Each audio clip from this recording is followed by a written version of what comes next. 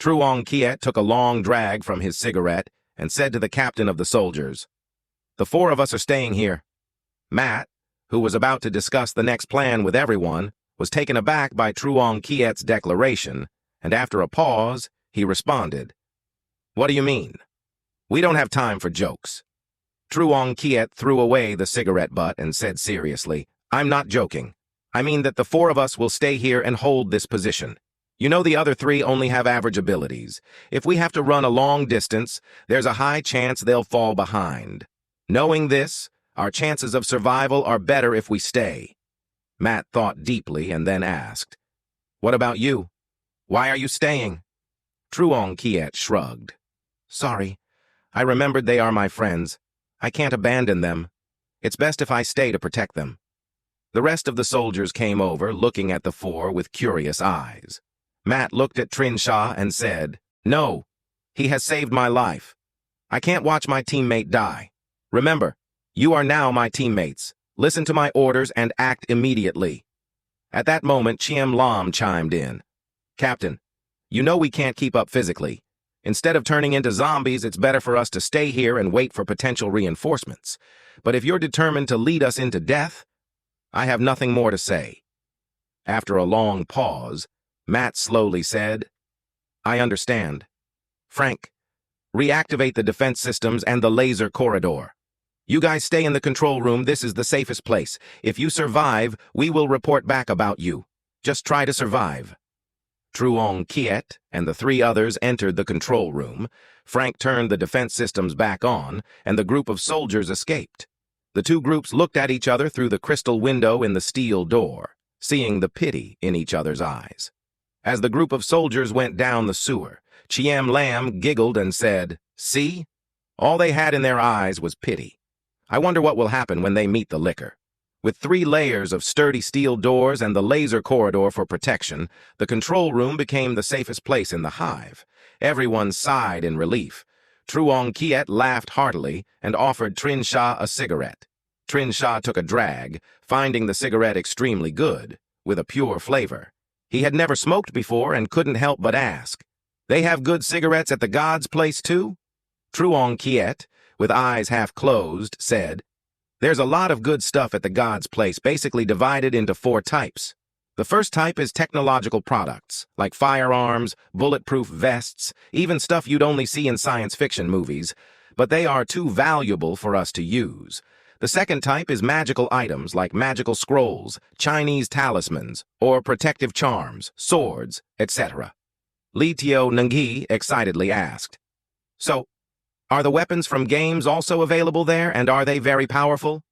Truong Kiet glanced at Li Tio Nungi and took another puff before saying, "How powerful? I don't know. But the cost of magical and legendary items is double that of technological products. I think those items are used in movies involving demons or something. The exact effects aren't clear." Trinza curiously asked, "Movies about ghosts?"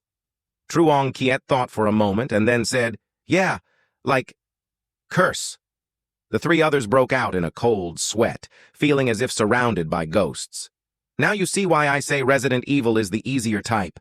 It can be explained scientifically. You can kill the monsters, you can escape, as long as you're not infected and have enough ammo. You can survive." Truong Kiet lit up with fear, recalling and continuing. "The types of movies that can't be explained by science are the worst nightmares. You don't know when you'll die, what you'll die from, or even if you're dead yet, terror is everywhere, ready to drag you to hell." Trinsa patted Truong Kiet on the shoulder and asked, "Is it Nightmare on Elm Street?" Truong Kiet absent-mindedly nodded. "You can't imagine what we went through there. Constantly dying over and over. Bizarre deaths in every way imaginable. We just wanted to escape. An old veteran led us, we stole a car, raced down the highway, no one dared to sleep. Even if you dozed off, someone would shake you awake, like this for 5 straight days. Then a town appeared. We cried with relief, running towards it, but it turned out to be the same place we started from, and the old veteran driving had turned into Fred. He looked at us, grinning. Trinsa saw Truong Kiet shivering. The normally calm and collected man now on the verge of collapse. He quickly changed the subject. Then, magical items, legends, they can kill Fred, right? Truong Kiet took a deep drag and shook his head. Don't know. It was my first movie. Surviving was pure luck. You see these scars on my face. Fred did that with his blades, one slash at a time. I didn't restore them at the God's place to remember. Next time I meet him, I must kill him. Trin Sa and the others looked at each other, feeling horrified about the future. Truong Kiet added, "Killing Fred gets you 5,000 points plus a grade B detail, the only time I've seen a detail come up." Chiam Lam asked, "What's a detail? It sounds important?" Truong Kiet nodded and explained. "That brings us to the third type of thing you can buy from the god, including antidotes, immunity boosters, medical supplies, ammunition, high-tech devices like reflective invisibility gear that can make you invisible, and more importantly, enhancement products. When I first saw those, I almost laughed, like the Spider-Man mutant DNA, explained as giving you Spider-Man's bloodline, boosting intelligence by 20 points, mental strength by 20 points, neural reflexes by 100 points, muscle strength by 100 points, immunity by 150 points, and even Spider-Man's web-shooting abilities, all for just 2,000 points. The three were dumbfounded. Chiam Lam counted on her fingers. To upgrade that many attributes, you need 4,000 points plus web shooting skills. I remember in the movies those webs are even stronger than steel. Such an upgrade is too profitable. Why didn't you enhance? Truong Kiet waved his hand and laughed bitterly. It's not that I didn't want to. With mutant blood like that, at least in the current type of movie, I couldn't die. But to enhance like that, you need a narrative detail. 1 grade A equals 3 grade B, and so on down to grade D. Until now, I've only seen one mission reward a detail. Those details are by chance, not by request. Trin Sa suddenly felt his mouth go dry. He really wanted to reveal that he had a grade B detail, but he restrained himself and asked instead, "What level is needed for the Spider-Man DNA?" Truong Kiet lit another cigarette before answering. "Grade B. I've also looked at grade D items, which include authentic Chinese Qigong, enhancing cellular vitality by 20 points, mental strength by 10 points, neural reflexes by 20 points, muscle strength by 30 points, and immunity by 20 points, granting a bit of Qi sensation, also known as basic Qigong. However, more profound cultivation techniques require grade B or A. Basic authentic Qigong needs 500 points and a grade D detail. There's also a safe-evolved T-virus like Alice's, enhancing intellect by 20 points, mental strength by 20 points, cellular vitality by 50 points, muscle strength by 50 points, neural reflexes by 50 points, and immunity by 100 points, granting T-virus evolution capabilities, costing 1,500 points and a grade C detail. Ah, the main character lady is truly lucky to naturally have such good stuff." Trin Sa suddenly felt overwhelmed with happiness, realizing that if he survived this movie, he could upgrade many attributes, significantly boosting his chances of future survival. Truong Kiet then mysteriously smiled and said, "There are also some of the highest level enhancements, but I think they are just bait to lure people in. Unrealistic, like the bloodline of a god, turning basic attributes into those of a superhero, along with special skills and divine power, needing a grade S detail and 50,000 points. Sounds intense, right? Ha. There are even more extreme ones, like the cultivation techniques, not as many basic attributes as divine blood, but with many skills, cultivating to live as long as the sun and the moon, needing a grade S detail and 70,000 points. Ha. I just laugh tragically when I see those." Trin Sa and Chiam Lam both burst out laughing.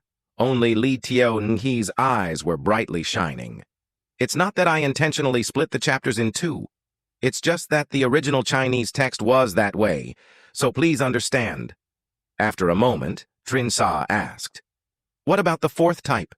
It seems like we have everything from the first 3 types?" Truong Kiet smiled mysteriously. "The fourth type is something truly special. Ordinary people who go through horror movies will eventually go mad.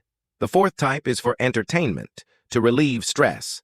It includes cigarettes, cannabis, heroin. All these things are dirt cheap. 1 reward point gets you 1,000 leisure points. 1,000 grams of heroin costs only 5 leisure points.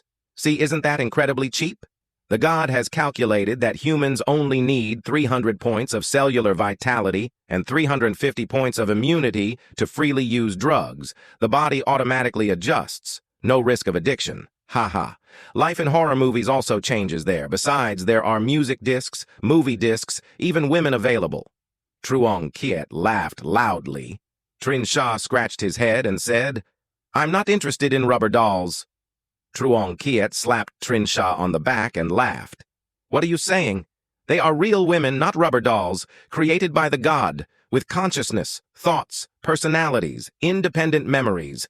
When purchasing, you can choose their age, appearance, skin color, even body details. Haha, ever played Artifact Girl? The god's creation of women is much more detailed, even allowing you to create a beauty as hairy as a gorilla." Li Tiao-Nki's eyes lit up again, while Chiem Lam grumbled discontentedly. Truong Kiet stopped joking and said, "Nobody knows how long they will live in this world. I just want a woman I like by my side, and once you try them, you'll understand. They're not dolls. Although created by the god, they are more real than some girls in real life, and she will truly love you, sharing fears from the movies with you. Besides, as mentioned, when you have enough points to return, you can take her with you. If I can go back, I definitely will marry her. She's the kind of person one could love forever." The seriousness and sentiment in his words made Trin Sha and the others too respectful to joke any longer. In this era, when women loudly proclaim that virginity is just a tissue and men only recognize money and lust, a man who can seriously love is enough to earn Trin Sha's admiration and respect. Chiem Lam stroked her forehead and said, "Let's change the subject. There's a lady here. Let's not talk about adult stuff anymore. Truong Kiet, talk about the god's space. What happens after completing a mission?" Truong Kiet thought for a moment and then said, "Actually, there's not much to it. After completing a mission, you return to the god's place. The god is a sphere of light situated in the middle of a plaza. If you want to ask something or make an exchange, just use your mind to connect. Around the plaza are 20 rooms, but it's never full. Each person can choose a room. Whatever size or design you imagine is possible. That room is only accessible by the owner and those allowed by them. Also, after each mission, you get 10 days of rest at the god's space. That's it." Chiem Lam chuckled, about to ask more when suddenly Truong Kiet stood up, rushed to the steel door. Everyone shocked followed him, but looking through the glass in the door, they saw nothing but the lights in the hallway. Truong Kiet turned back and said, "Red Queen, report the situation in the control room." The voice of a little girl rang out. "2 lickers are attacking the outer door. It can hold for 40 more seconds." Truong Kiet turned around, swearing. "Damn it! I knew it wasn't going to be simple. Those lickers must have smelled us. Luckily, we're hidden here, but I don't know how long the other doors will hold." As he spoke, he checked his watch. Trin Sha and the others also looked at the clock, with 17 minutes remaining, unsure if the large doors and laser corridor could stop them, their weapons essentially unable to harm those mutant creatures. Trin Sha didn't want to die here, especially when there was still a chance to survive. He urgently said, "Red Queen, calculate how long the defense can hold." The girl's voice did not respond, prompting Trin Sha to point his gun at the computer and shout, "Red Queen, I know your protocol is to prevent the T-virus from spreading, to destroy any life form that could potentially carry the virus, including us, right? Think about it. If you don't defend, allowing the lickers in here to kill us, we could shoot the computer first. You won't be able to control the Hive anymore. How many viruses will spread then?" After a tense moment, the girl's voice hesitated. "I understand. The lickers cannot breach the defensive system." While they were wasting time talking, the steel door began making loud noises, and through the glass, the formidable forms of the lickers, tearing through the 10mm thick steel door, could be seen. After a loud bang, 2 massive lickers appeared before everyone.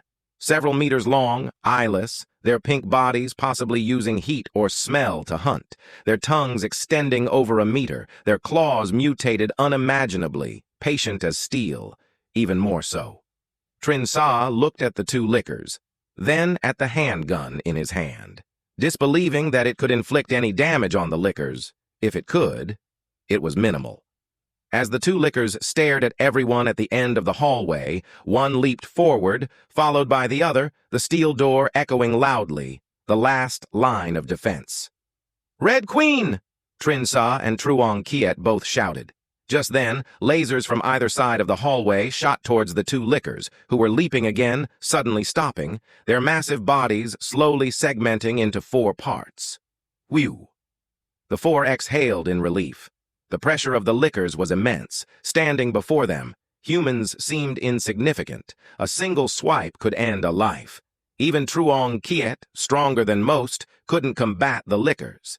If the door broke, all 4 were doomed. Truong Kiet collapsed onto the ground, pulling out a few cigarettes. He didn't just throw one to Trinsa, but also to Li Tiangi, making the young man feel a mix of pampered and terrified. Truong Kiet lit his cigarette, took a deep drag, and said, "Do you now understand what fear and terror are? I've been through this kind of thing several times, 3 movies now, and I don't know how I'm going to get through anymore. Damn it. This place is really not meant for humans." Trinsha and Chiem Lam looked at each other and smiled bitterly. Earlier, when the licker broke through the door, their reaction was terrible. They were soaked in sweat, trembling from head to toe. If it weren't for the laser hallway, if the licker had gotten in, they wouldn't have dared to run anymore. "We just have to keep waiting. This corridor isn't too bad. Maybe we can—" Truong Kiet hadn't finished speaking when suddenly all the lights around them went out. The 4 of them were stunned, then hurried to the door. Indeed, the lights in the corridor were off, and the server room had lost power. Damn it! The plot? How could I forget this part? Does nobody remember? Truong Kiet stomped his foot loudly and kicked the steel door. Trinsa struggled to remember. It had been a long time since he saw this movie. Many details had faded, but finally, he and Chiem Lam exclaimed in unison, "Frank turned off Red Queen." Trinsa remembered that at this point in the movie, the main characters were trapped in the lab with a licker attacking them. To save them, Frank had turned off the computer to cut the power and unlock the doors, so suddenly, the 4 of them had nothing left protecting them except the main door. The laser hallway had been deactivated. Slowly, they all calmed down, knowing that any noise might attract the licker. Other than breathing and heartbeats, nothing else could be heard. Yet in the eerie silence, the sound of their breath and heartbeats was very clear. It was unclear how much time had passed when panting and the sound of metal clashing were heard outside. It was obvious a licker was approaching. He remembered that soon after the power went out, Alice and everyone reached the surface, and the countdown clock would end at the same time. Trinsa quietly asked Chiem Lam, "How much longer? How much time is left on the clock?" "I don't know. Roughly a few minutes, I guess," Chiem Lam whispered softly. "How many minutes is a few minutes?" Trinsa didn't dare say more because the panting had reached their main door. The continuous panting transmitted to everyone's ears, followed by the sound of metal scraping, likely the licker clawing at the steel door. "How much longer, really? How much longer? Hurry up!"